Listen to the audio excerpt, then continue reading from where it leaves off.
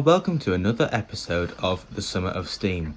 Today we are in Nottinghamshire to visit the Nottingham Industrial Museum on the Woollerton Hall estate.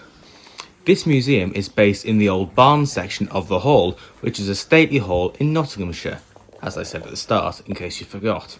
The first thing we're going to visit is this. This is the Basford beam engine, or Basford beam engine, as it's also known. It was one of two engines based in the WaterWorks in, you guessed it, Basford, Nottinghamshire.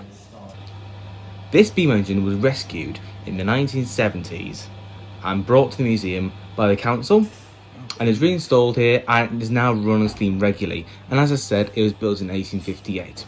There's a second, larger beam engine at the WaterWorks, but that beam engine no longer exists sadly. But this beam engine, like I said, has been fully reinstalled and now regularly runs on steam. And at the time of filming, it's actually running tomorrow.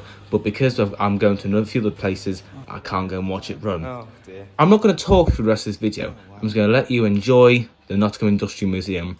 If you have any questions, please put them in the comments. Thank you for watching and enjoy.